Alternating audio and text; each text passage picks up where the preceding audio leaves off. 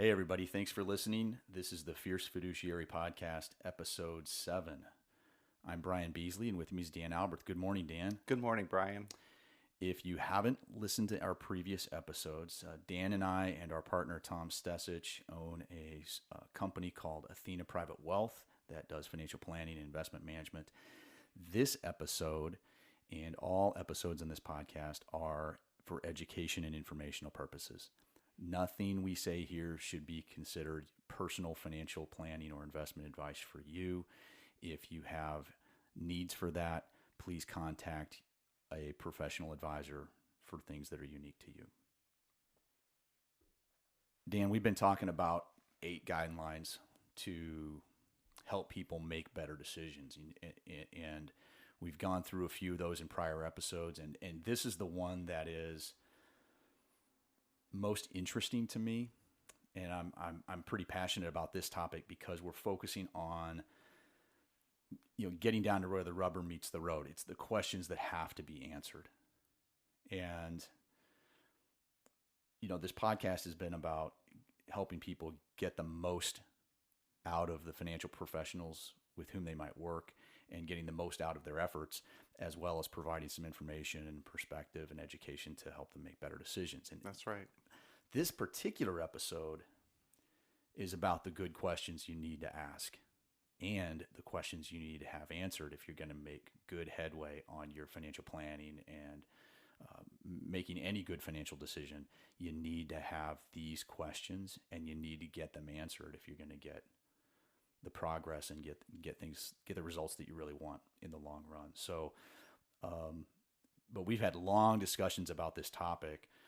There really seems to be a gap between the questions that people should be asking and what they can find when they do Google searches and look out in the world to try to figure out what are the questions that I should be asking. Those questions aren't readily available, and we've kind of stumbled across that. I mean, and if somebody is doing their investing and their financial planning and making all their decisions basically on their own, this is a really critical episode, because what we found is you can do a Google search on questions to ask about financial planning.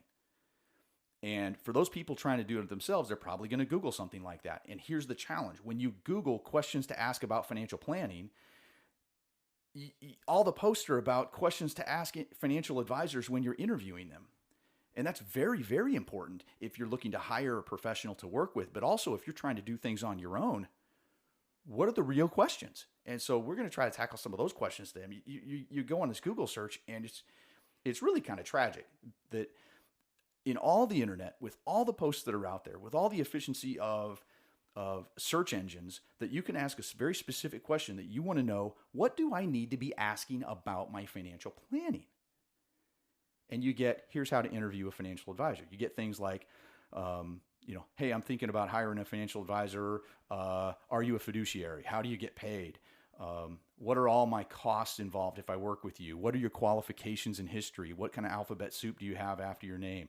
How will our relationship work? How often will you call me, Mr. Advisor? What's the advisor's investment philosophy? What kind of products do you use? What kind of solutions might you use how are you, Mr. Advisor, going to benchmark and performance? Blah, blah, blah, blah, blah. They're all important questions. You do need to ask those questions. I mean, you go to investor.gov, it's the SEC's website to help people with these things, and they say, here's how you hire a professional. But as we know, 70% of the people don't hire a professional. I'm wondering, maybe this is probably why they don't hire an advisor in the first place, that work with professionals, because you go onto the internet and try to find out what you need to know about financial planning, and it's just not there. It's just, here's how you interview somebody. That's right. And all these questions are for interviewing the advisor, but they're really questions about the advisor. Yeah. What about the poor person trying to do their financial planning? It's just maddening. Yeah, what do you ask to make sure that you're squared away? Yeah, because at some point, I mean, in my view, a lot of those questions are: you a fiduciary? Do you have credentials? Do you have experience? Are your fees reasonable? How do you get compensated?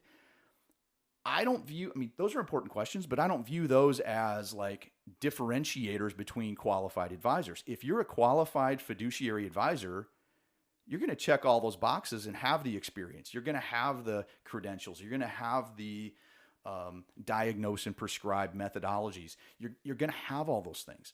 That's just an expect.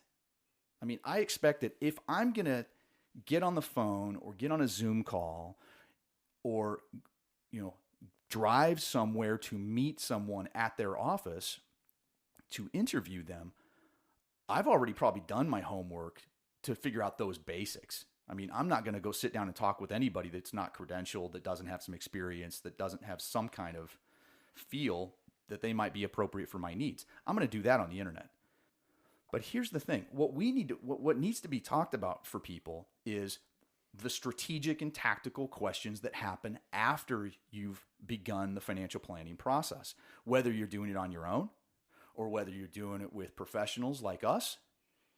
These are the questions to ask those advisors. In fact, you might even consider asking these questions we're talking about today in the interview process, because then you're going to really find out who you're talking to if you're talking to a professional. And if you're doing it on your own, then you're really going to find out whether you really have the answers and the questions put together that are going to matter or not. Or you might find out you're focused on the wrong thing if you're trying to do it yourself. That's right. But the truth is, most people doing it on their own, they do not know what they don't know. So, So hopefully we can bridge that gap with these questions that are coming up. And it's just so important. And my hope is, I think this is probably one of the most valuable pieces of information that we can share to anybody. And the great thing is this works with anybody, whether you're working with us, whether you're working with other advisors, whether you're working on your own. These are a great place to figure out and say, you're trying to check the boxes and make sure you're squared away. Here's a good place to start. These questions. So, we've broken this up into strategic questions that need to be answered, and then there's some tactical questions as well. Right. So what's a strategic? That's more big picture, right? It's the big picture stuff that are gonna really, really matter in the long run. And then the tactical things are questions you need to ask along the way. You might have to ask those over and over again for every financial decision you make. So the tactical questions come into play when you've got multiple solutions potentially in front of you and you're trying to figure out, what am I doing? What action am I taking right now? I've dialed it down to, I've got option A, B, and C. All of them will probably work, but I'm trying to evaluate which one's the best one for me. Yeah. Cool. So, Dan, why don't you lead us off with... Okay. Let me start us off with some of these big strategic questions. First one, and none of these are in any particular order. So, am I on track to successfully achieve my goals? I mean, if you ask that question, that's a big question. But you need to know, hey, is what I'm doing going to get me where I want to go? Yeah. Have I saved enough, or do I have enough insurance, or am I doing things correctly? So, and this, what are some of the financial goals you might have? And this really changes the focus because many people that we talk to and feedback that we see, telltale signs on social media, people equate financial planning to what investments should I Yeah, the only decision to make in financial planning in a lot of people's mind is, which investment do I invest in? Right. And that is like the last thing that matters in the long run. You need to at least figure out, hey, are you saving enough? So the questions to be asking are this, and these can be mathematically figured out. There's software packages, there's calculators out there. Almost every advisor that's worth their has their the qualifications to do this well is going to have software to figure this out. A few sub questions to this idea: am I on track to successfully achieve my goals? Again, this is a math problem. It just is. It's a math problem, and a lot of it is very controllable. But here's like 5 sub questions to that to give you examples. Like, is my lifetime retirement goal funded with a high probability of success? And yes, you need, do you know exactly what the future brings? No, you don't. You keyboard warriors out there, relax. but you do the best with what you have. So you have to figure out, is the goal probably going to be well funded? And that's a math problem. There's some assumptions in there about returns. Err on the conservative is what I would recommend. Don't go out assuming you're going to make 15, 20% a year. That's insane. But what's the probability of success? Anytime you're looking at any of these, questions about are you on track, you've got to not just focus on the average return. Either focus on a below average return or use a software package that allows for uncertainty. Monte Carlo formulas, that kind of thing. There's pieces of software out there. There's a lot of free things on the internet from some vendors. But most of the really good financial planning packages will do something like this, where you take into account the uncertainty that's inherent in the future. But it's not completely random. It's, things behave, investments behave within a range, that's historically speaking anyway. So you can get better than just a wild guess when you're doing this. Here's another one. This is later in life, but how will a long-term care event affect my plans? Can I cover the cost? You got to be thinking, what if? I've got, we've both raised children, and when children are younger, they think only in terms of plan A. And they never think about having some contingencies out there, but what if you don't get plan A? Right. So you need to be thinking about these other things. What if a long-term care event? What if I die prematurely? How will my family be affected? Will they be able to achieve their goals?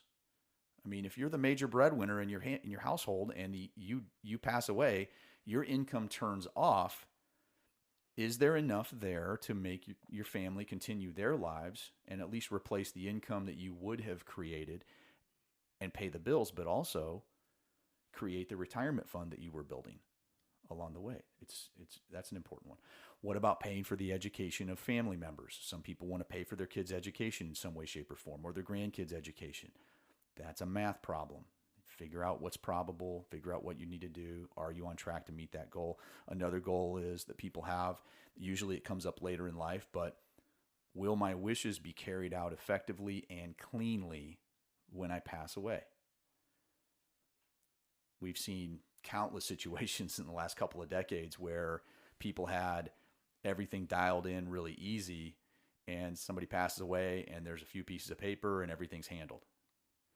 There's other situations where things have dragged on and on and on because things weren't correct, or worse, things weren't updated and went to the wrong people. That's right. Yes. And people got disinherited unintentionally. So a big one is, am I on track to successfully achieve my goals? And if you're doing this in an interview format, or if you're doing this on your own, you might say, how can I make sure that I'm track? How can I calculate this? If I'm working with you, Mr. Professional, how will you figure out if I'm on track or not? That's a question I would want to know, because I already assume you're qualified. I see the CFP, the CPWA, the CIMA, all the alphabet soup at the end of your name. I know you're probably qualified to do what you're doing, but I'm interested in, how are you going to figure this out for me, Mr. Advisor? And if you get a deer in the headlights expression from an advisor, that's a question most people don't ask on the front end. Then that's kind of a clue. The normal person just said, oh, no factor. Here's how we do this. We're going to, here's how we calculate this. Here's the software package. Here's a sample report. Here's how we do this. Let me give you a tour. Yeah. That's what you're looking for. And if you're doing it on your own, you're going to have to figure that out too. That's right. And like you said earlier on, these are questions. We're really trying to change the focus of the questions to focus on you, the consumer, you, the client, right? You, the person, and get it away from, the focus can't be on the advisor. The advisor is working for you. Yeah, and any good, really, truly fiduciary advisor is going to be excellent at assessing and diagnosing, so that, and then whatever they come up with as a prescription should be an exact match for you and for your goals. The whole conversation is about trying to figure out enough that they can give you an accurate recommendation. That's how it should be done. If they're coming out saying, hey, here's our program, and here's why our program is the greatest thing in the whole wide world. Here's a clue, or here's a hint. There is no one program that's the best for every single person. That doesn't exist. The best thing for you is the thing that matches you particularly, very customized, and the thing that also mathematically will give you a high probability of reaching your financial goals. Much of that is controllable, much of that is behavioral, and very little of that if you do it right, very little of that has to do with figuring out what's the market going to do, or what an interest rate's going to do, or who's going to be president in the next 6 months or whatever. It doesn't matter if you're doing this stuff correctly. So just, gosh, you need to be focused on these things. But so you want to know if you're on track. But once you know if you're on track or not, then it comes time to actually do something. Yep. What controllable actions and decisions can improve my ability to achieve my financial goals? Let me read that again. That's a good go question. slower on that one. That's a big one. What controllable actions and decisions can improve my ability to achieve my financial goals? Yeah, this is, again, it's about the investor. It's about the person trying to do their planning. It's not about the advisor. How can I get it done sooner? How can I get it done with more certainty or less expensively? Yeah. Those are the things you want to focus on. Quicker, better, cheaper. Anything is an improvement. If you can do something quicker, that's an improvement. If you can do something a little and cut some expenses out of your plan, maybe you're paying too much for your insurance now, or maybe your investments inside your investment plan are a little too expensive for the value they're offering. Maybe you are taking more risk than you need to. Yeah. All of those might be improvements. But whenever you're going to try to make improvements on what your current situation is, let's say you're already on track, it may be, okay, hey, I'm already on track to meet my goal, but could I do better? On the other hand, you could be, hey, I'm off track, how do I get on track? And the great thing is that so much of what you can do to improve is completely within your control. And so here's other questions underneath this idea. Am I saving and investing enough? Am I funding my goal? Hey, it's magical. If you put money into that long-term goal, the odds of you reaching it go up. That's right. And once again, it changes. I think it's worth hammering this point. This changes the conversation. It changes the conversation away from, do I invest in the S&P 500? Do I invest in this ETF? Do I invest in this investment strategy with my money? The question the first question should not be, what is that investment? But am I even saving enough? Or more importantly, like the one we get, the investment itch we get scratched. People come in and they need to have this itch scratched about their investing. Over the course of their lifetime, what happens in the next 30 days probably isn't going to matter that much in the grand scheme of their life expectancy. And when you're investing, you got to think, it goes back to the why. Why are you doing what you're doing? Why are you financial planning? It's not for next week. It's for the remainder of your life expectancy. It's not even like until the day you retire. If you're already working, a lot of people are like, "Yeah, my target's 65." No, it's not. Your target is the day the day that you and your spouse are both gone and left the earth. That's the reality. A lot of the people we work with are already retired, and let me tell you, the needs don't stop the day you stop working. In fact, they get a little bit more intense because it's a whole nother ballgame. But all that set aside, you got to be focusing on controllable things. You got to be focusing on these questions. Another one, here's a big one. Is my lifestyle growing too fast? People want to retire as soon as possible, but then when they get a raise, they spend the whole raise and they're not saving more. And it's real simple. If you save and invest more, you will probably retire sooner. But if you get a big bonus or a big raise and you blow it on something else, the odds of that happening are going to go down. It's all about your goals. right? So you might not have a goal to retire early, but it's a little silly to say, hey, I want to retire early and then go spend all your money. Right. If you want to retire early, if you want to retire like when everybody else retires, you're going to have to be saving somewhere between 10 and 20% of your top line pre-tax income every single year, no matter what. And that's just baseline for most people. Yeah, if you have a huge pension or something like that, then maybe that helps out a ton. But most people nowadays, they're responsible for it themselves. But you want to retire early? Oh, well, you're going to have to start saving a lot more than 20% a year. Yeah. Because here's the other thing. Health insurance is still a thing. So if you want to retire I've seen people online, they think they want to retire at 40, which means they're saving huge amounts of their income. And they're being pretty frugal, which is a superpower. But if you're going to do that and you retire, are they doing the calculations? Are they really thinking about the expenses? Because you retire at 40 and you're unemployed, you got to go out and get that insurance on your own. And I'm telling you, that's right now, that's in 2020, that's $1,500 to $2,000 a month for a lot of families. It's not cheap. It's not cheap. Not cheap at all. So you need to be asking questions like this. So how can I improve? Is my lifestyle growing too fast? Is my insurance coverage getting me the most for every premium dollar that I pay? You sit down with your insurance. Hey, look at my insurance. Could I be paying less? Will my portfolio likely deliver the returns I need to reach my goals? This one's, first of all, no one knows what the returns are going to be for most investment portfolios. I mean, nowadays interest rates are so low. I mean, back in the 80s, in the 90s, you could get a 7% or an 8% rate of return, and you'd have a specific date. I'm going to buy a 10-year, whatever bond, and it's paying me 8%, and it's going to come due, and I'm going to get my money back in 10 years. That's known performance. I got in, and I knew when I got in to that investment that I knew what I was going to get over time with a fair amount of certainty. Unless something has a rate and a date,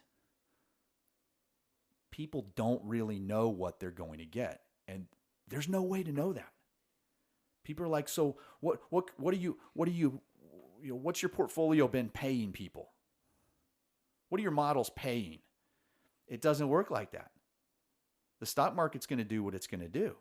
And if you're looking at the last 10 years or the last 20 years or the last 5 years, the next 5 years, the next 10 years, they're not going to look the same. They're not going to just repeat. You look over time, study history. There's not been one decade that's been identical to the 10 years prior. Let me say that again. There has not been one single decade that has done exactly the same as the previous decade. It doesn't work that way, and yet people continue to chase past returns. They think past returns equals future results, and to a great extent, it doesn't. So when you're trying to figure out, is your portfolio likely to deliver? This is why we say likely. Is it likely to deliver the returns I need to reach my goals? There's things you need to take into account. If you're invested, if part of your portfolio is in the U.S. stock market, the thing to do probably is to go back over time and say, what's been the average return over the entire history of the stock market relative to inflation? And then you build that into your assumptions a little bit. And if you are in bonds or part of your portfolio, bonds are a little easier. What's the yield? Then you kind of have an idea of what return you're going to get. So like right now, it's like 2 or 3%. Right. So you got to take that into account. And then you got to figure out what that mixture might do, not over the next year, not over the next 2-3 years, because that's too short a time frame. But you could say, okay, well, over the next 20 to 30 years, over my life expectancy, I can assume that this mixture is going to do roughly X% per year on average. And then you got to have software that's going to figure out what the uncertainty in the wiggle room might be, because it could be worse, it could be better, and you need to take that range into account. But you need to know, will my portfolio likely deliver the returns I need to meet my goals? And if you can't figure that math out, you got to find a way to do it. If you can't do it yourself, you got to find a way to figure that out. Because if you can't do some level of educated projections, you're taking a lot of risk. Well, this whole math, what we're talking about here, understanding that, it makes me feel that if I do have an understanding of the risks and the probabilities, it gives me confidence and comfort in my own situation, that I understand the types of risks that I'm taking. I have a little bit more clarity. And so it's a great exercise for folks to ask these questions and take these types of actions, because choosing your investment selection and your asset allocation, how much your mixture, like you were saying, between stocks and bonds, that's a controllable action. And even when the stock market and the Dow Jones and the S&P 500, they're going up, they're going down every day, you're getting it in the news all the time, and you may feel powerless about the stock market. And we're all powerless because we don't know the future of the stock market, but we can control these things. And so there's some comfort focus, right there. And along those lines, the other question is, am I taking too much risk in my portfolio? Am I taking too little? There's a lot of people out there investing who have absolutely no clue about how to measure risk of their portfolio, how to take risk into account, much less understand how much risk they're comfortable with. And then, again, your portfolio, in order for you to succeed, you need to not make bad decisions. And if you're taking too much risk in your portfolio, what's going to happen is, at some point, the portfolio is going to take a short-term decline. It might last a month. It might last a year. And in the grand scheme of things, that's still a short-term period. The question is, what will you do when that occurs? And if you're, generally speaking, if you are taking too much risk, you are more likely to sell low at the bottom and, quote, get conservative out of fear. And if you are taking too little risk, you are more likely to get frustrated when the markets have been doing fantastic. We saw this in the end of 2017. We saw this at the end of 1999. We saw this at the end of 2019. After great years in the stock market, after great periods in the stock market, people start looking around going, wow, I've missed out on that. And people who have taken not enough risk have that feeling of missing out or fear of missing out. And so what they do then is they make a horrible decision, often near the peak of the market, and they decide, I'm going to get more aggressive. And we were seeing this. We've seen this multiple times, but back in 1999, people were like, I think I want to get more aggressive. Back in 2007, people were saying, hey, I think I want to get more aggressive. 2004, 5, and 6 have not been that great. It's been kind of ho-hum. I want to get more aggressive. That's 2007, right before the 2008 financial crisis. Back in 2017, to a lesser extent, but we had people saying, hey, we're thinking about getting more aggressive. And then 2018 was actually a negative year. And just this past December 19, January 2020, again, we're seeing people pounding the table going, you got to get more aggressive. You got to get more aggressive. The answer is no. No. You need to be as aggressive as appropriate.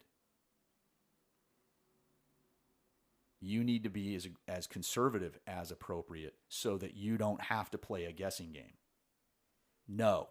Stop doing that game. You're just going to hurt yourself. In the long run, you will hurt yourself if you're timing the market. You have a strategy in place that hopefully meets your goals, meets your objectives. You need to know, hey, am I taking too much risk? Am I taking too little risk? Mm-hmm. If you have no idea what the risk is in your portfolio, stop everything right now and go find a way to figure out what your risk tolerance is and find a way to figure out how much risk is in the portfolio that you're currently in. That is fundamental. Here's another one. Am I at risk of making life-altering decisions that could totally sabotage my financial goal? You need to ask that question of yourself. You need to ask that question of your advisor, your coach, your professional, whoever you're working with. Hey, you're helping guide me through my financial affairs. Are you somebody that's going to do an intervention if I'm about to hurt myself catastrophically from a financial standpoint? I hope you have the wherewithal to either identify that in yourself, or I hope you have somebody that'll hold you accountable. I've made efforts. I've had a couple experiences that have gone bad. One where, couple where I was able to talk to somebody and they still made the wrong decision.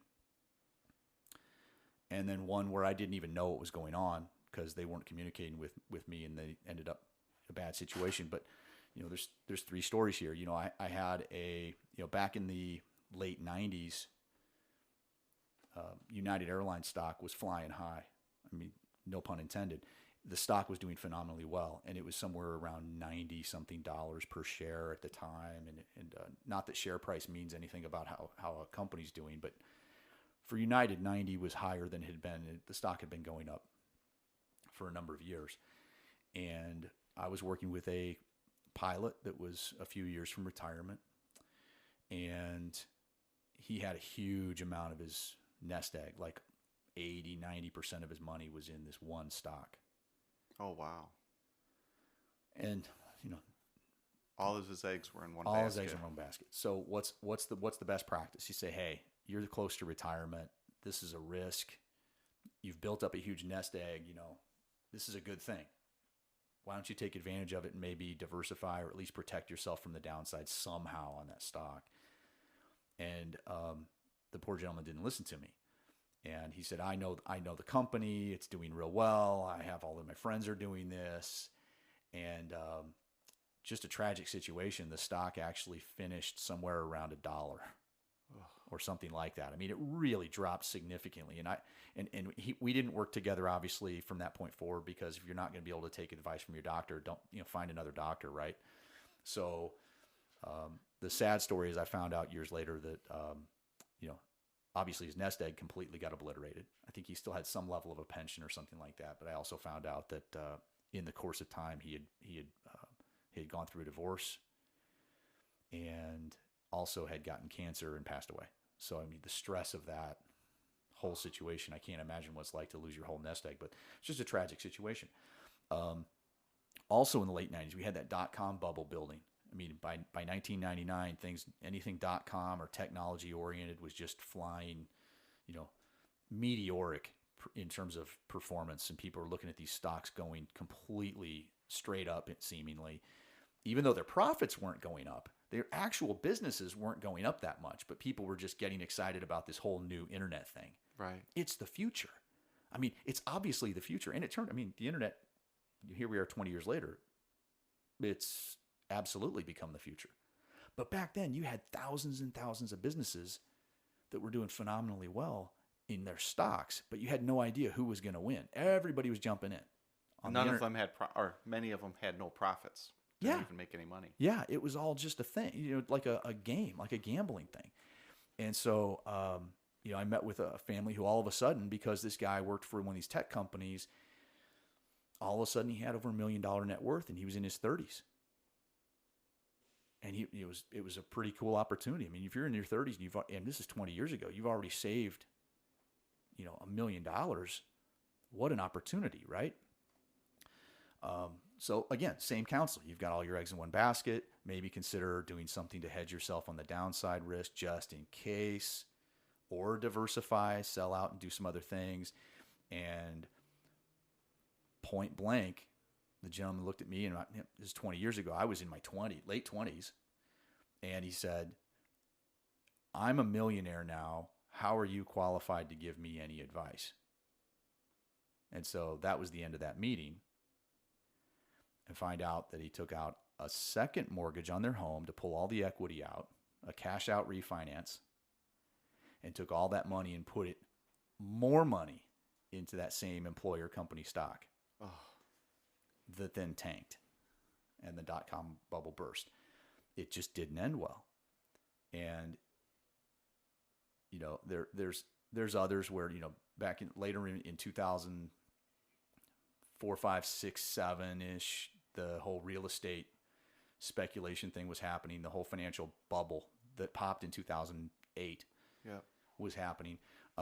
Worked with a contractor who had been doing tons of work in Florida, building subdivisions and all. I mean, it's just a tremendous opportunity, and had built up a huge savings pile relative to where he had been before. I mean, he lived here in Illinois and then had moved down there to work for a few years and was just doing great. And the life-altering decision was he took the whole pile and put it into the next project, the last project. And then the music stopped, and he lost 100% of it. These are life-altering decisions. And it doesn't just affect you, it affects the whole family around you. It can affect everybody. And so, are you at risk of making a life-altering decision? Usually it has to do with taking too much risk, putting all your eggs in one basket. I mean, there's a billionaire, Mark Cuban, had sold his company, I think, to Yahoo on a stock deal. So all of a sudden, he and a lot of his employees had all this stock in Yahoo right at the peak of the dot-com bubble. And, love him or hate him, he made a good decision and did right by some of his people by saying, hey, you need to put some protections around this position and put some sort of hedges in case this stock falls.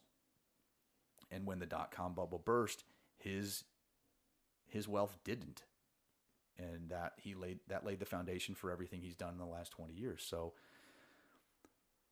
are you making any life-altering decisions? You got to really sit back and ask yourself a question think about the risks. Think about the risk, or at least get a sounding board out there. I have a question, or I have a story from my past. I had a client who, he was retired. He was a senior executive from a major firm in Illinois here, Northern Illinois. And he and his wife were looking to purchase a mobile home. And he approached us because they like to travel down to Florida. A motorhome, like an motor RV. home, yes, an RV. Okay. So they wanted to do the not a trailer house. That's correct. Got it. Okay. And they approached us and said, this is what we want to do. We want to drive down to Florida, stay down there for months at a time, and then drive our RV back. And we had a conversation. We did the math, and we were able to approach them and say, hey, you've got the financial stability, you've got the assets available, go ahead and make the purchase. And so we did the math, and they were able to achieve one of their dreams. And that was really exciting to be participating in that type of a decision. And I give the client a lot of credit for asking the question and having the wherewithal to go through the math and to think it through. Yeah, I mean, at least going through the process to make sure you're okay. And you find out, hey, it's going to be okay. And most of the time, most people's goals, they're achievable. Just be on the lookout for what if. Big decisions can really be costly in the long run. And if you just check in and check your ego. Yeah. We're all subject to psychological flaws and making bad decisions just because of how our brains are wired. So sit down, do the math, and you'll be all right. Other things that are controllable are decisions around your Social Security and your pension. You could ask questions about, how can I save on taxes? You could ask an advisor, ask yourself, hey, is there any way I could reduce the tax cost of my investment portfolio? Hey, is there any way I could reduce the income taxes from selling my business next year? Hey, is there any way, I've got a huge transaction coming up, is there any way to mitigate the tax cost of that? And there's professionals out there that can help with that. I mean, we work with CPAs all the time who have clients that own businesses, and these are the kinds of questions that those business owners have. And one of the things we help CPAs do is, hey, think ahead. Don't just think ahead with your clients. You can add tremendous value if you just plan a little bit ahead. But you got to ask these questions, and you got to ask these questions before it happens. if you're going to have a huge transaction that's going to have a big capital gain, let's say you're part of a private placement and it's done incredibly well, and now the stock is going to sell and you're going to get all these shares and you've sold the stock. The time to plan for the taxes is not after the sale. That's right. The time to plan for big taxable events is a year or more in advance. We've both received those phone calls where a client calls up and said, "Hey, I just did this. I just bought a new house." And yeah, I just did something huge. Or I just sold my business and now I have all this money to invest. Well, hey, great news. You have a lot less to invest than you would have if you would have talked to us about this maybe a year or a half ago and we coordinated with your CPA and maybe a tax attorney. In some cases, it can be, the tax cost can take like almost half if it's done wrong. But if it's done correctly, you can mitigate that tax cost significantly. But you've got to plan ahead, like more than a year in advance. If you know something might be coming up, if you own a business or if you have a farm that's going to sell that's been in the family for 1,000,000 years, there's going to be taxes there. You need to plan for taxes in advance. So those are huge questions to be asking long before you even think that they're relevant. Long before. And you need to take them seriously, do the planning seriously, because a lot of the strategies that might mitigate those taxes, it's not a 15, 20-minute meeting in a lot of cases. You start talking about big transactions, you're talking about hours and hours and hours of education and understanding what the situation might provide and the pros and cons of this strategy versus another strategy. It can be done, but not if you're asking the question too late. So if you're somebody that has some means, if you have somebody that has some assets, or your family has some assets, and you're worried about taxes, good Lord in heaven, ask in advance. Can't stress that one enough. Another one, how can we address the risk of living longer than expected? I mean, we were just talking about how, you notice, you watch old movies. You were telling me you were watching a movie from the 50s. yes, And you look at these movie stars and you're like, they were all chain smoking. they all looked a lot older. You know, you get a 40-year-old actor in 1955 and you look at a 40-year-old actor today and they look very different from each other. I mean, there's a good section of society that's much healthier than the previous generation. And it might not everybody's in that case. You also have, on the other side, we've got a lot of health problems building and getting worse in America. But science is evolving. And there are I've read multiple studies on people focused on attacking aging as if it was a disease. And many of them are making some pretty good progress. So we're talking about extending not only lifespan, but actual healthy span of life where you're more active longer and you're fit longer. So if the science is there when doing your planning, you might want to not just look at the mortality tables or the life expectancy tables from the IRS to figure out, or from the insurance companies that tell you, here's how long you're probably going to live. Those are 50-50 numbers. 50% of the people will live less than that number. 50% of the people will live longer than those life expectancy numbers. So, and here's the thing, the longer you live, the longer you're expected to live. For example, a 65-year-old's not in as much danger because, number one, they've already lived 65 years and made it through without, they've made it through like the 18 to 25 years. Yes. That are highly dangerous for a lot of people. But you need to be thinking about the possibility of longevity. And if you're planning on your pile lasting till you're 80, you may want to think again. You may want to think again. I mean, I'd project out 90, 95, 100 even when you're looking at those things and doing some projections. But you ought to do some projections. How long is the pile probably going to last? Your investment pile, for example. Are my individual investments high quality? Or if you're interviewing a professional, how do you determine whether the investments are of high quality? How do you know if they're consistent? How do you know if they're reliable? Or do you? What are the pros and cons? You need to be asking those questions, because you don't just go chasing, oh, look, this fund or this investment has done really well in the last 3 months. It's going to the moon. It's doing well. I say this over and over again until I'm blue in the face, and sometimes you feel like you're talking to a brick wall. There's no present tense when you're talking about stock market returns. There's nothing that's doing. We talked about this earlier. Unless there's a rate and a date, like a maturity date, you don't know what's going to happen. The past performance has absolutely nothing to do with what's about to happen. And there's somebody that chimes in once in a while on social media and says, "Yeah, I know you learned that in finance class, but in reality, there's such a thing as a self-fulfilling prophecy." Yeah, the self-fulfilling prophecies always come to an end at some point.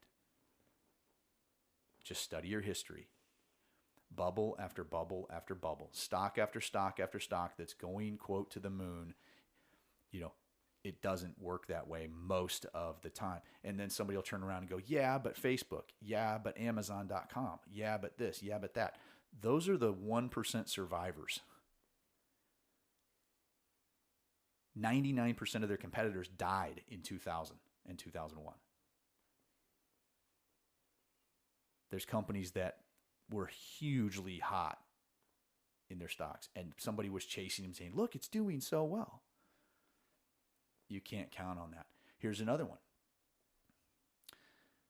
Not tech-oriented, General Electric Corporation. I was doing research on this the other day. In late 90s, GE was king of all stocks in America, it seemed like. Wasn't great dividends. Great dividends, hugely successful from a financial standpoint. The stock very diversified. Very, to some extent, I was even in meetings where they were talking about, this is my early training years when I started my career, where there were advisors saying GE is so diversified in their businesses that it's almost like owning a mutual fund because they're in so many different things. And the stock was somewhere, I think it peaked somewhere in the 60s per share. That was 20 years ago. Today, it's in the $6-ish per share range. It's down 90% over a 20-year period. Folks, the past doesn't equal the future. Don't kid yourself. Any company can turn out to be a dog. Any single company, any single investment. This is why they recommend you need to diversify. You don't put all your eggs in one basket because you can't predict the future. As it turns out, leadership was everything when it came to General Electric, and they had a phenomenal leader who knew how to squeeze a lot of value for the shareholders in the 90s. Yeah. But the world changes, competition changes, and leadership changed. Jack Welch retired. Leadership's huge, hugely important. So you need to understand, if you're investing, you need to know about what you're investing in. And that is an important thing. But you notice we put it last on the list of the controllable actions and decisions. It's the last thing. It's the last thing. 9 times out of 10, when somebody interacts with me, they hit us up on our Facebook group. They're asking me some questions, and they'll say, "Hey, I know you do this for a living." 9 times out of 10, the questions they ask aren't the questions we're talking about today. They say, "Hey, what's a good stock I should invest in? Hey, is this a good fund or is that a good fund?" And they don't know any better, but the cart is so far in front of the horse that the horse doesn't even know there's a cart. You need to focus on these questions. Answer all of these questions first, and it will be like when you study how the investment world works and how different types of investments work or different types of insurances work. By going through these questions that assess and diagnose, the proper solution almost presents itself. It's easy. It's obvious to those of us who do it every day. But if you're starting with what should I invest in, you're backwards. Why don't you start at the beginning? You would never, ever, ever walk into a doctor's office and say, "What drug would you recommend?" Don't take my temperature. Don't have me say, "What drug would you recommend for me?" This is exactly the same as doing that. Ask good questions, get the right answers, and it'll lead you right to the solution that makes sense. Assess, diagnose, prescribe.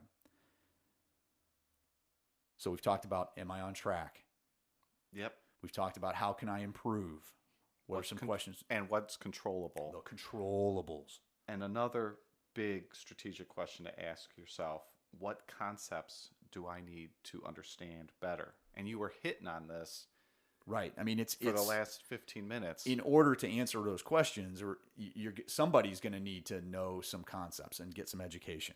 You're not going to know all this stuff. Well, I don't know how to find out my risk tolerance. I don't even know what risk tolerance is. Well, that's something maybe you need to learn about, especially if you're doing this on your own. But I guarantee if you're interviewing a financial professional and you ask those questions, they better know, and they better like instantly know how to solve that problem and figure out the answer to that question. Because if it's not something they do every single day like clockwork, they're doing something wrong, in my opinion. They're not acting as a true planning fiduciary to help you meet your financial goals. They might just be selling something. And there's a lot of them out there that, honestly, they're just very highly compensated salespeople. They're very good. They're very polished. They look good. They smell good. They've got, they drive the right car. They live in the right house. They put on all the good parties and all that kind of stuff. But at the end of the day, it's not about them. It's about you. It's about the investor. It's about that person trying to plan and take care of their family and plan their life. It's about that. So guess what? Somebody better be paying attention to some of these things. So what are some concepts you need to understand better? Here's some Google search terms. Best practices for financial planning. Best practices for investing. There's a study from Vanguard Investments of all places. The whole do-it-yourself, everything's low cost, expenses are the greatest evil known to mankind. Vanguard did a study called Advisor Alpha. And what they did is they tried to quantify the value of advice on the way to retirement. And they made some very interesting discoveries that people that had advice tended to do better. They didn't do better than the market. This is very, very important. But they tended to do better than people that didn't have advice. Again, it's not about the investment selection, because we're all fishing in the same pond. Over the long haul, we're all going to catch the same fish. Whether with an advisor, without an advisor, over very long time frames. But here's other concepts you need to study. What's asset allocation? It's the mixture between stocks, bonds, and cash. We talked about some of the common financial terms in episode 2, I think. Yes. And we covered some of those, but you need to understand asset allocation. You need to understand the long-term probabilities of various financial strategies. Now, do you need to do all this homework and go get a degree in finance and get your certified financial planner or a master's in finance or master's in financial planning to do this? No. But these are things you might want to be sort of kind of familiar with if you're working with an advisor. If you're not working with an advisor, guess what? You better go get your education figured out. Because it doesn't matter how simple you want to run your finances. All these concepts, they're still relevant to you. Just because you don't hire a professional doesn't mean that something changed. You still have to get the answer to all these questions. Or you face the music later on from making a mistake or missing out on something. You got to do this stuff, regardless. You ought to study history. I'm not talking about last year or the last 5 years. I'm talking about study the last 100 years. You start studying history and looking at long-term charts and looking at long-term things, you start seeing patterns and you start understanding more about what's going on right now. We learned a lot by covering the book, the Great Crash of 1929, about how government policy contributed to turning a crash into a 10-year-long depression. And it was amazing how relevant that was to what we're seeing now, as we had a government response to the coronavirus, COVID-19 disease, and basically telling people they had to stay home. And it was an interesting comparison between those two. You got to study history. You got to understand what volatility is. You can think about things bouncing around like a yo-yo. You need to know, how does the math of that volatility matter. It can benefit you on your way as you're saving on your way to retirement, but it can also be your worst enemy once you are retired. You need to understand volatility. You ought to understand inflation. You ought to understand interest rates and how those things work. Here's a big one. You need to understand percentage math. This is stuff we learned in, 5th, 6th, 7th grade, depending on where you went to school for us.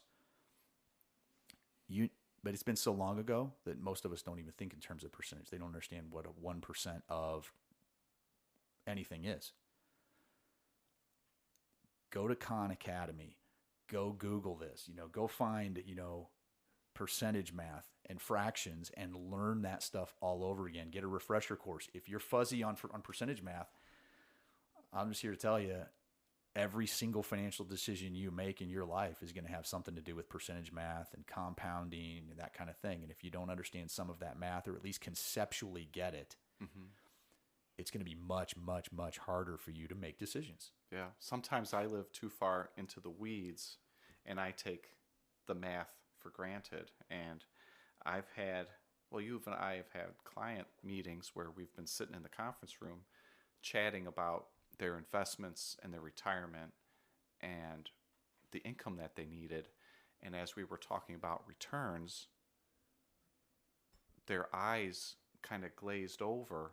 As I was talking, you made the realization that there was a lack of knowledge in just the basic percentage math. Yeah, what are we even talking about? Right. So there I was, I had the train going down the tracks, and I left the client back at the station that they weren't able to keep up with the conversation because they didn't have that basic knowledge of percent math. And hey, if you're that person who feels like you're being left behind, please check your ego and raise your hand. There's no such thing. I mean, all a good professional wants is for you to get the best outcome for you. All a true fiduciary wants is for you to get what you want. But if you can't raise your hand and you're afraid of looking stupid or looking dumb or whatever, the dumb question is the one your ego won't ask. That's the dumbest question on planet Earth. It's the one your ego refuses to ask because you can't grow, you can't learn, you can't overcome that. But if you raise your hand and say, I'm sorry, I need to go back and understand the math a little bit better, anybody that's worth their salt who really truly cares about your results and getting the best, you achieving your financial goals, they're not going to be upset. They're going to be grateful that you asked the question, and they're going to be patient enough to sit down and say, oh, no problem. I'm so sorry. I get it. Most of us didn't have this math since we were 11. Let's go back and go over it, because we go through this stuff. We do this math like in our sleep, and we understand the concepts just because we live it professionally. But for most people, they don't. And they don't like math. No. Lots of people don't like math. And so, but math's part of this. So as much as you hate it, as much as you might feel like it's going to the dentist, you got to understand the math a little bit. But you also got to ask those questions and put yourself out there if you're working with somebody so they can help. You got to put your ego aside so that you can grow.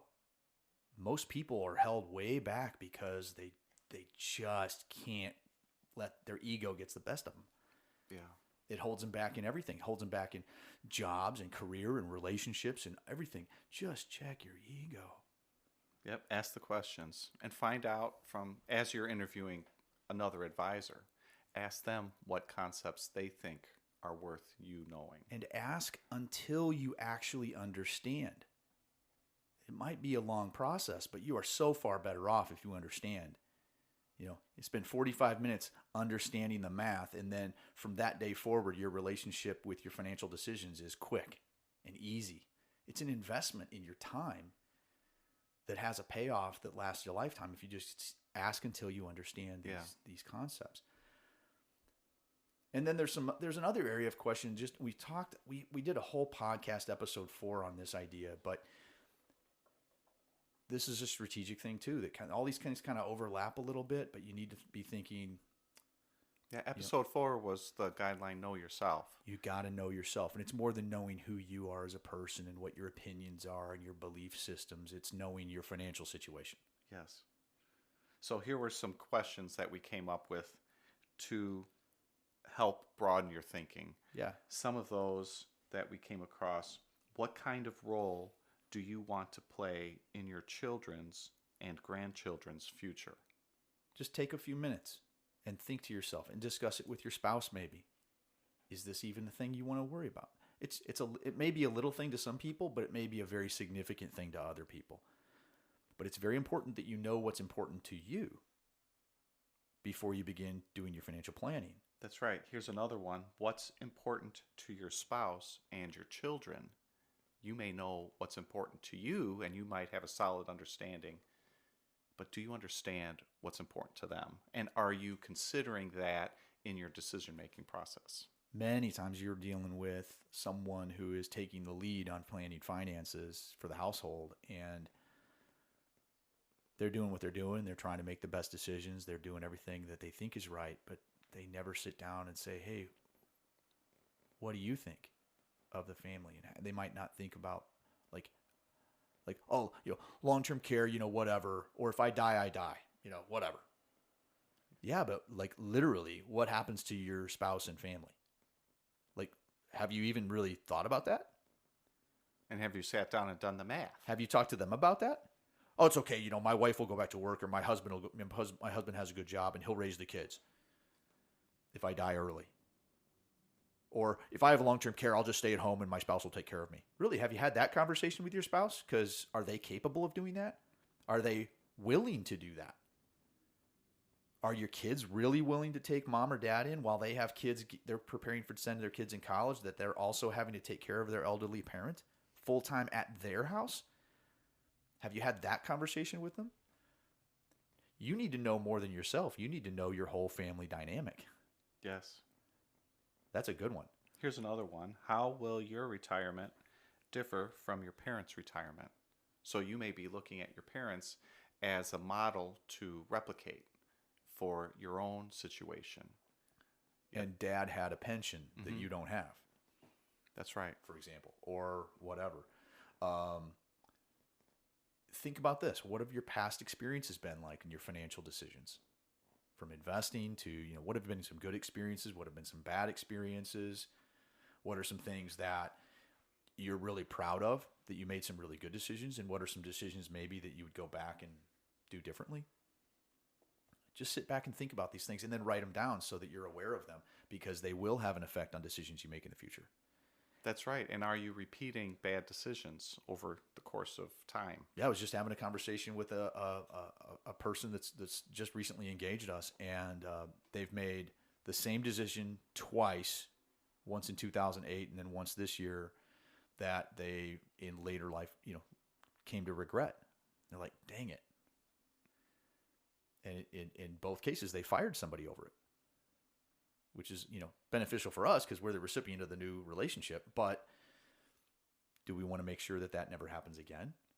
It's important to know, how did you make those decisions? Is there a way to mitigate the risk of that situation even coming up again? And can you deal with that? So you need to know and communicate. If you're working with a professional, CPA, mortgage broker, financial advisor, attorney, you need to kind of share a little bit, because they don't know what's in your head.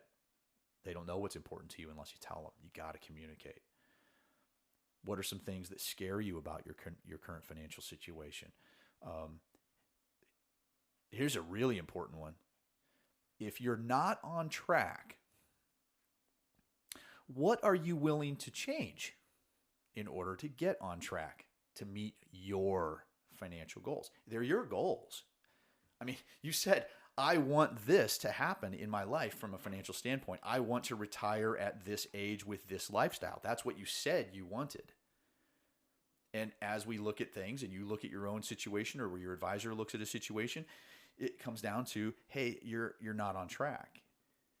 You can't afford the home you're in right now. If that's the goal you have, you need to sell that big home with the big mortgage, and you need to start buying different automobiles on a regular basis, and you need to downsize your lifestyle a little bit Maybe it's only $1,000 a month. Maybe it's $2,000 a month, but you need to downsize your lifestyle so that you can fund that dream. And the rubber meets the road right there. What are you willing to change in order to get a different result? Yeah. Because I assure you that simply hoping it's going to happen and saying, if I believe it, if I can see it, I can make it happen. Well, yeah, you can see it and you can make it happen. The question is, are you willing to actually take any actions, or are you just going to sit around and go, oh, someday I'm going to be a bazillionaire? Change requires change. And simply sitting around and hoping and dreaming with no action is nothing more than an exercise. It doesn't work in the long run. You're going to need to take some actions in some situations to get you on the path. And the question is, do you want it bad enough to change the behavior? Yeah. And that there's layers on that. I mean, that's the truth in anything. Oh, your cholesterol's too high. Are you willing to eat differently? Yeah. No. Well, I guess it wasn't your goal. I want to retire at 50. Oh, you can do it mathematically because you have a huge income and you have the ability to save hundreds of thousands of dollars a year. But since all your friends are spending all their income and living a life of luxury, this is the ego again. Yeah. Your ego can't take the hit.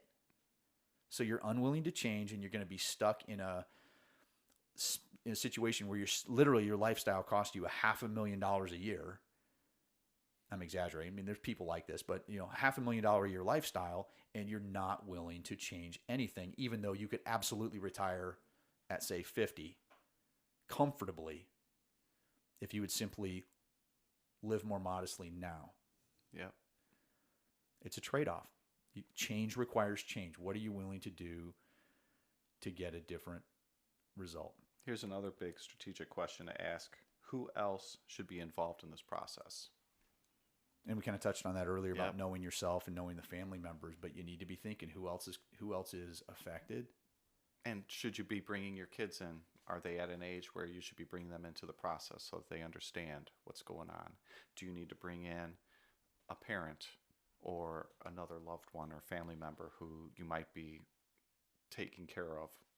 And here's another turning point that happens a lot of times. You have somebody who's been managing all the finances for the household, and they've got this awesome spreadsheet, and we have situations where we'll go to somebody's house call, or they'll show up at our office, and you got one person that's been doing everything. They're the only one that has access to the spreadsheet because it's on their laptop. They're the ones that can get access to it. They're the ones that built and maintained that spreadsheet of information.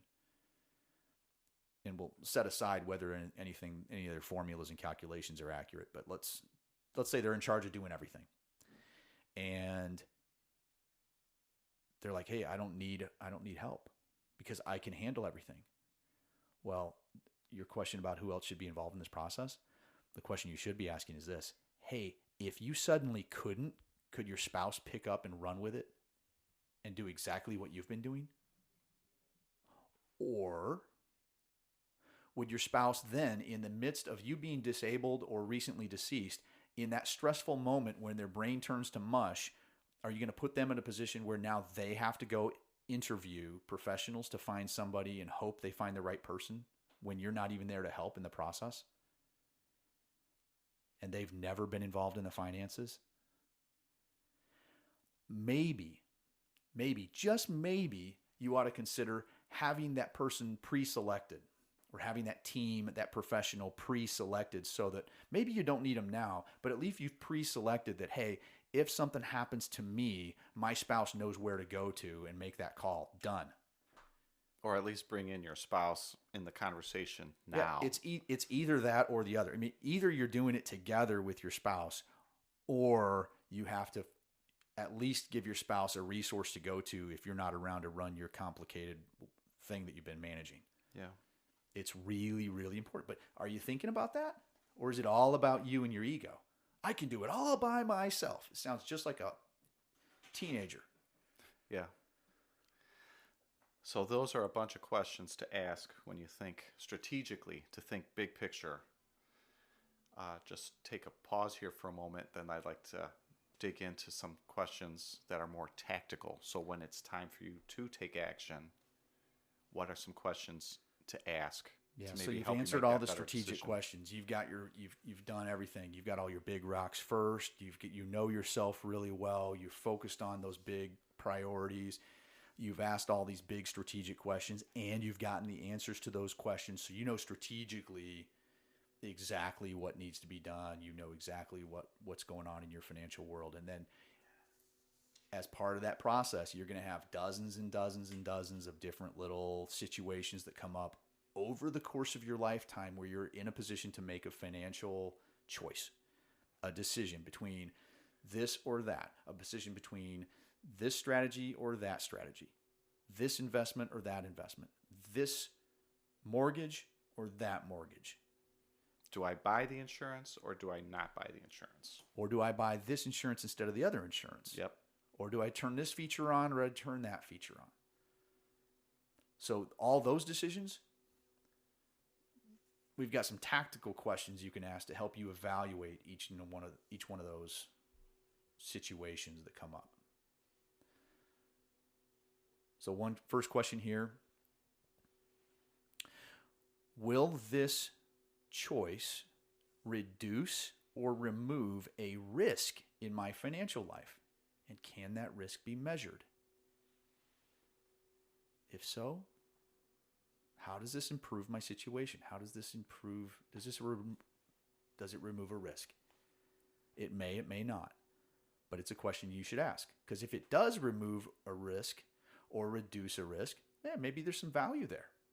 An example here is if you're disabled, if you become disabled, do you have disability insurance? For your income, yeah. For your income. You can't work. Is You there get an disabled. insurance policy that replaces that income? Yeah. In the event Something's of a around to disability? pay the bills even though you're still around. It's not just life insurance. So that's a good one.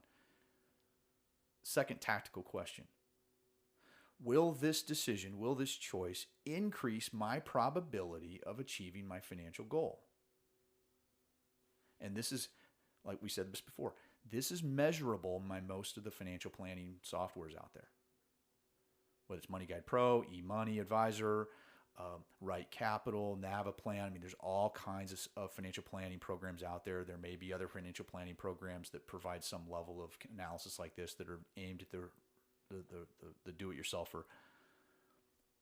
But you should maybe say, hey, if I do choice A, what's my probability of success? How's this change my future? If I choose B, is B better or worse than A or than A? And you can make a choice. If you know, hey, this is going to improve my chance of success, I'm in. So you need to know that. Will this choice reduce my tax costs now and or in the future? And can that be measured and projected out? Hey, I'm going to make this change. Is this going to, hey, could I save some money on taxes? We were talking earlier about tax planning in advance, and yeah, a lot of strategies absolutely can reduce your tax costs, either now and or in the future. Another one. Can this reduce expenses in some way? I'm thinking about doing this. Am I going to save some money? Makes sense. A lot of people are focused on expenses. I mean, we did a poll online and said, hey, what's the biggest impact on long-term performance of an investment portfolio? And it's multiple choice. And, the preponderance of research that's been done academically is the biggest factor is asset allocation. If you're all in CDs, you're going to have one experience. If you're all in stocks, you're going to have a different experience. It's going to have a huge impact if you're in the stock market versus if you're in CDs over the course of a lifetime. Because historically, stocks have done way, way, way better than CDs over long periods of time. That's asset allocation. The mixture between those types of investments matters hugely. And yet, the number one answer on the online poll amongst amateur investors was expenses and fees. So mathematically, I mean, yeah, you could say, hey, if it's a 10% fee a year, it's going to blow you up, and it doesn't matter. But if it's between 0.5% and 0.6% or 0.4%, probably not that big of a deal compared to.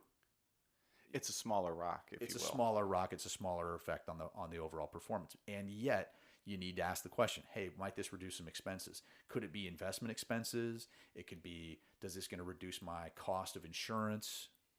Is this going to reduce my? We talked about in an episode where we were talking about how millionaires spend their money. Could this financial decision affect how you spend your lifestyle expenses? So the big one is, hey, if you buy the wrong house in the wrong neighborhood, you might find yourself overspending when you didn't even know you were doing it. Whereas if you buy a house that's more affordable, you may have a more affordable lifestyle just because there's other expenses that come from where you live. So you need to ask, hey, is this going to have a reduction of my expenses? If you own a business, there's strategies out there that consultants that can offer things that can actually reduce your business expenses without firing people. And there's all kinds of things like that. So can there be a reduction in expenses? What's the cost of the solution or strategy now and over time? I mean, we just talked about it. I mean, fees can add up from a cost standpoint, but also make sure you're getting value for what you pay. I mean, everything in life costs something. People that are working, they get compensated. This is the way our economy works. Somebody who's going to provide a service or a product for you, there's always a cost. And the myth is that if you pay it's weird with financial services. The idea is that if you pay a dime for a financial service, that it's absolutely it's evil, or it's like some horrible thing that's just a waste of money. And it sometimes could be. But in a lot of cases, you might actually get a return on that fee. You spend $1, maybe you get $1.50 back in value. Hey, that's a 50% return on that fee, on that expense. So you just need to be paying attention. Hey, is there a cost, but also am I getting some value out of this? And it may be quantifiable, where I pay an attorney $1,000 and that attorney drafts something that saves me a $5,000 cost somewhere else. Hey, I just 5x'd my money. Yeah. Boom. But it also might be something where you're paying for something that's harder to measure, like peace of mind, or I don't have to deal with it. Somebody, I've delegated it. At least it speeds me up and gives me mind space and energy to go focus on the areas where I would rather spend my time. But having these conversations and asking these questions, then you're able to come back later on, 6 months from now, a year from now, 2 years from now, and look back on the decision that you've made, and you've gone through this exercise. Yes, I was aware that there was an ongoing cost for this strategy. Right. And yet I still chose to do it for these various reasons. And you should always, and sometimes people forget why they made a decision 5 years ago. Yeah. And then you need to revisit that regularly and say, hey, here's what you're doing. Here's why you're doing it. Here's how you made that decision. And it should always be like at the top of your mind. Oh, I know what I'm doing. I know why I'm doing it. I know how it sits. It affects my life. I know how it improves my family situation. It's how I know it. Do you know yourself? It gets back to that guideline. Yeah. Know what you're doing, know why you're doing it, but you do need to know the cost. The other thing to consider with any financial decision is you need to ask the question, how does this possibly blow up? What's the worst case scenario of me making this decision here? How could it go wrong? And you know what? In our world, in any part of the world, things always go wrong. The weather can change. A new virus can shut down the economy. Tax law can change based on the political power at the time. You need to be aware that things can change. Nothing is static in this world. So you always need to be asking yourself, hey, what's the worst case scenario here? What's the probability of that worst case? Am I comfortable with that risk? Or even if it's a worst case scenario, is it such a small effect on my overall life that it is really no big deal? This is where diversification really helps. Yes. But it's true in other areas outside of the investment world. So you just need to ask, hey, what's the worst that could happen? And if you go through those questions, it'll make it easier for you to evaluate, should I do this or should I do that? And if you can't get the answers to those questions, keep asking. Yeah. Ask until you understand. Ask until you understand. It's our fourth guideline. Ask until you understand. Does it mean you need to know like a college professor level of knowledge where you can explain it in hyper detail on a blackboard with formulas or and that kind of thing? No. But you need to at least know, here's what I'm doing, here's how it affects me, here's the pros and cons, here's how I made the decision. I know the risks, I know the probabilities. You at least have a clue what you're doing and why. And furthermore, you should not only understand it in the moment that you sign on the dotted line, you should be able to explain it to your spouse. You should be able to explain it to an 8th grader. You should be able to explain it to your in-laws or your neighbor and get it to the point where they kind of go, oh, it sounds like you really thought that through. That makes a lot of sense. But keep in mind, when you ask that person if they understand as well as you do, you got to take into account you probably went through a little bit of an education process along the way. And if they haven't gone on that education process, odds are they're not going to be able to understand it as well as you. You don't just go ask your neighbor who knows nothing about something you've studied for 6 months and they go, oh, that sounds like total nonsense. And then you go, oh, well, maybe, I trust this person. They're really nice. They're really kind to me at barbecues and we've had a lot of, good times together. Maybe they're right. Or maybe they're opinionated and they've got their own thoughts. And maybe they know absolutely nothing about what they're talking about. Yeah. And their ego isn't in check. So, take it with a grain of salt, but you ought to know things well enough to explain to another person. Just generally, conceptually, here's why I'm doing what I'm doing. So you don't have this deer in the headlights when somebody goes, hey, why'd you do that? Oh, I don't know. He was just the professional. She was just a really nice person and I trust them. No. Your advisor works for you. Your professional works for you. And if you're doing this yourself, you're on the hook. Yeah. You're on the hook of knowing why you're doing what you're doing. Yeah. So, I mean, this whole thing, is just, it's so critical that people don't just think about, what are the, they're not thinking about, hey, which investment do I buy? For the love of God, that's like the least important thing on earth. We've got a financial system that gives us infinite choices. And if you're looking for an XYZ index fund, there's like 4,000 of them. It's ridiculous. There's tons of them out there. And what's the difference between one S&P 500 fund and another S&P 500 index fund? Almost nothing. Yeah. Almost nothing other than expenses and whether the company can actually execute that strategy and keep up with it. I mean, yeah, it's bigger is better, more liquidity, more volume per day. I mean, it affects it. But generally speaking, if you track all those things side by side, they don't differentiate that much. Not enough to even matter in your grand scheme of your life. But if you're not funding your goal, if you bought the wrong house, if you made a huge tax mistake, that's infinitely more impactful to your world. And if just because you hire you go online and you go, hey, what are the questions I need to ask about financial planning? And I'm speaking now, to people who have an advisor or looking to hire a professional. Just because somebody has some alphabet soup after their name doesn't mean they actually use that education from that alphabet soup. Just because they have certified financial planner or CFP after their name doesn't mean they actually do financial planning as their main thing throughout the day, that they assess, that they diagnose, that they prescribe. They might just have the alphabet soup. And their real job is to go sell a program or sell a system or sell a product. And so, we are fiercely convicted about taking the fiduciary responsibility seriously. And it comes down to, this is about those people. It's about the people. It's not about the professional. It's about actually achieving real financial goals. It's not about this fund versus that fund or this stock versus that stock, this month, this week.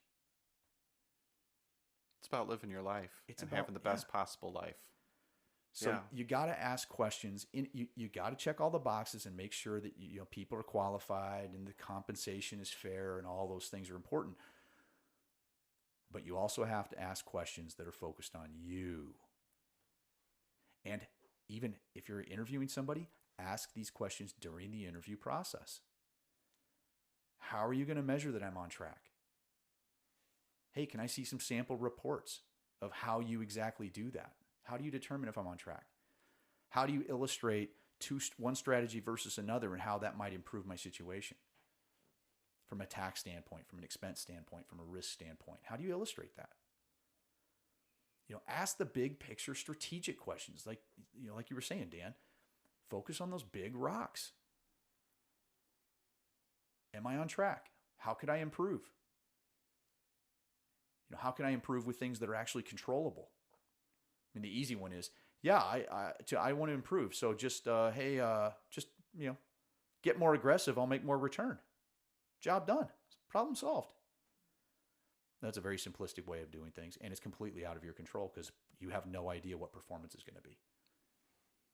That's right. It doesn't matter how much you believe it. The market is going to do what the market is going to do. It gets a huge vote. I've read, you read a lot about military and things like that, and they say, hey, the best battle plan in the world is completely irrelevant once the battle begins, because the enemy gets a vote. And I wouldn't say that the market is your enemy, but it gets a huge vote, and you do not control the market. You don't control the Federal Reserve. You don't control geopolitics, and you don't control viruses. Stuff happens. But focus on controllables rather. What are some things you need to learn about? What else should I ask to know more about myself so that I understand why I'm making decisions that I'm making? Just detach a little bit, step out and go, I wonder why I made that decision. Yeah. Also, you need to ask good questions to help you evaluate and choose between multiple strategies and solutions that are considered or presented to you. If you ask those good tactical questions that we reviewed, you might make better decisions. Ask until you understand. If you're looking at advice, understand that a good professional fiduciary advisor is going to be focused on helping you achieve your financial goals. The value of that person, Vanguard did a huge study on it, on just the investment side of things. Morningstar's done studies on it related to the planning side of things. It's called Morningstar's Gamma, if I recall. Yes. Both arrived at that there's a value in advice. And I would say, even if you're doing it on yourself, the value is in asking the right questions. Any good advisor is going to be focused on those things, that getting you to achieve your financial goals. It's a lot more about that than, quote, selecting investments and, quote, beating the market. The truth is, over 25, 30-year periods of time, nobody, quote, beats the market consistently. If they do, it's generally total luck. This has been researched heavily. We don't have to back it up on this podcast. It's out there. And the bad conclusion people come to sometimes is to say, oh, well, if no one can beat the market, why pay anyone for anything ever? And the truth of the matter is that there's a market out there for people who don't want to go through this process alone. And if you're doing it on your own, hey, more power to you. You still got to go through the same process if you're going to get good results. You still have to ask these questions. Still got to ask those questions. If you want to delegate, hey, there's several 100,000 people out there that would be happy to help you with it.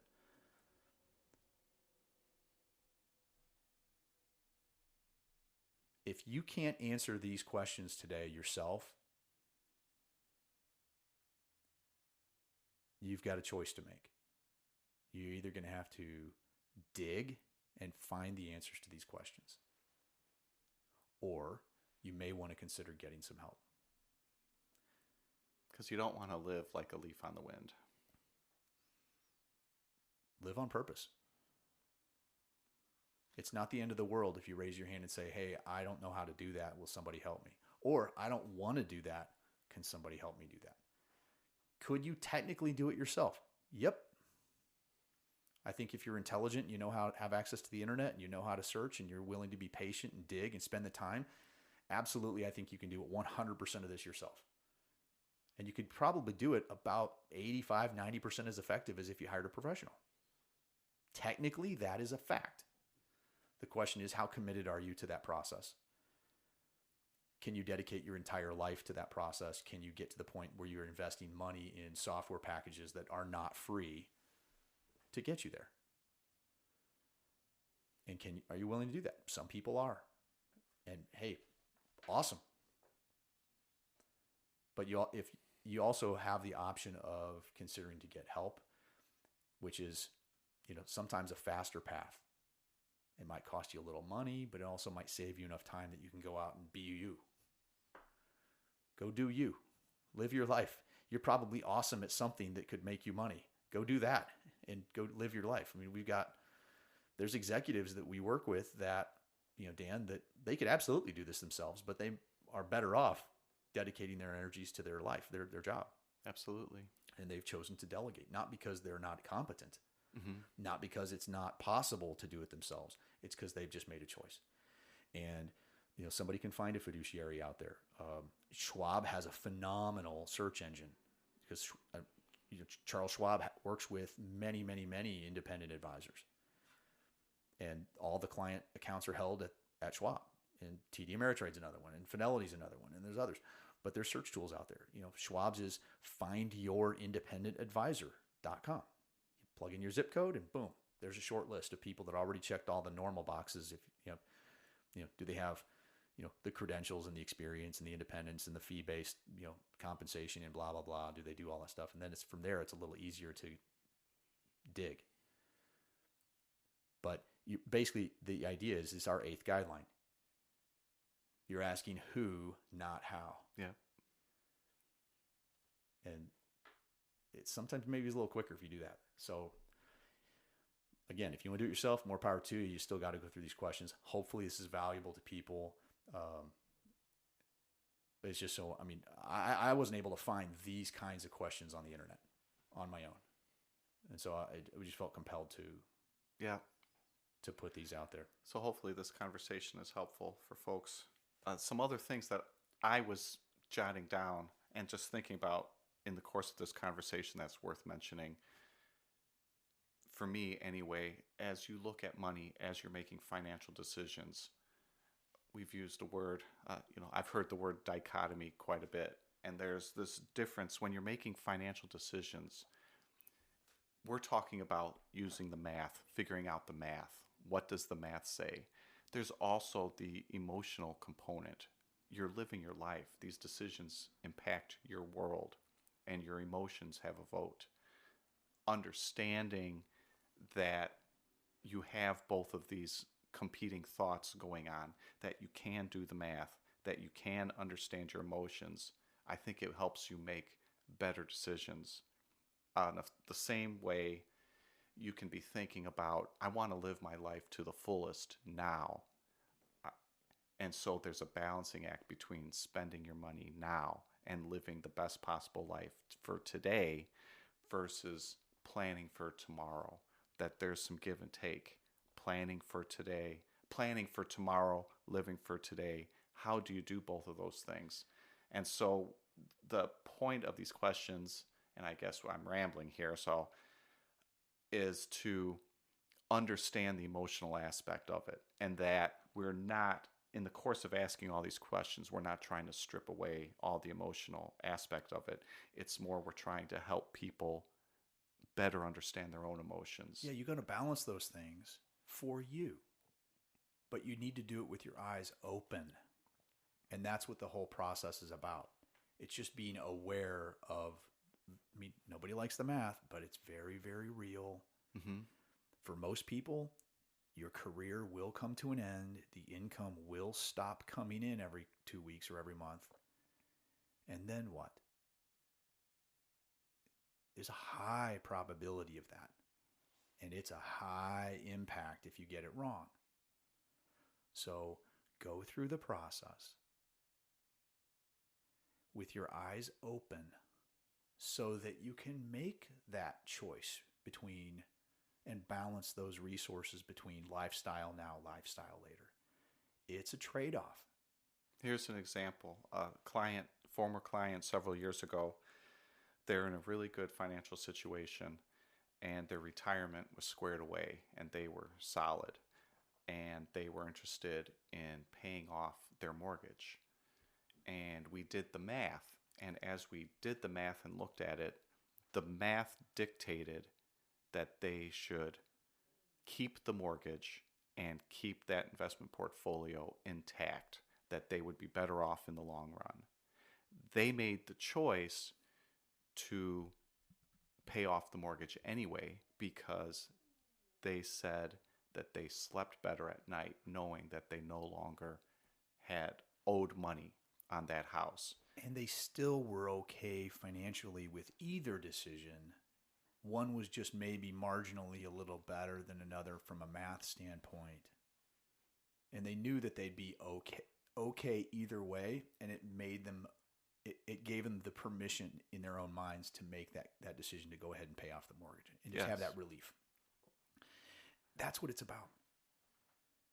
Just understand the situation so well that when you make a decision, you really know that it's an okay decision and you're not just going out there flying blind. So please, please, please go through this process. If you're working with somebody, ask them these questions and see if they can get to where get to a place where they can answer all these questions for you. If you're doing it on your own, it's time to do some homework. Focus on the big stuff. It'll matter. And you'll feel amazing if you're focusing on things like this that are controllable. Your confidence will go up. You'll be like, holy cow, this is... And you're taking action. You're playing offense. Nothing feels better than playing offense. And certainly better than sitting around hoping and wondering and guessing. And watching the markets on TV. There's no need for all that stress. Just play offense and go do your thing and take control of your situation. These questions give you control. Even if you're delegating a lot of this work to somebody else, these questions will put you in the driver's seat because you can ask the questions and make the professionals come up with the answer for you.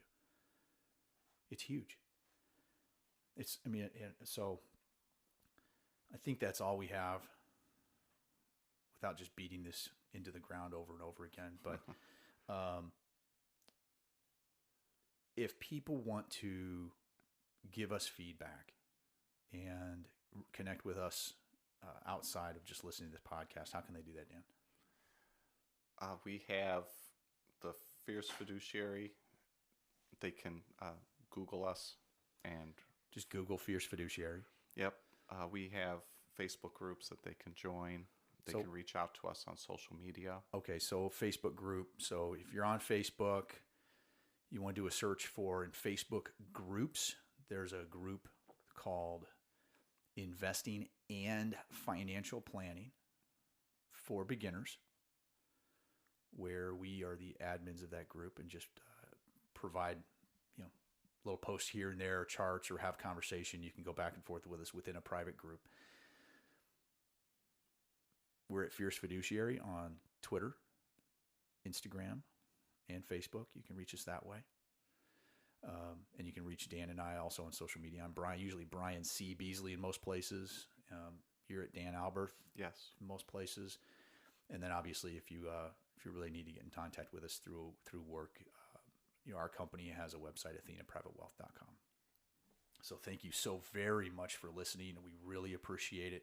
Please subscribe to this podcast if you haven't already so you can get alerts when new episodes come out. Please share. A like is great. A share is way better. We sincerely appreciate that. Just getting the word out. If you find value in any of these episodes, we really appreciate sharing if you find some value in it. And until next time.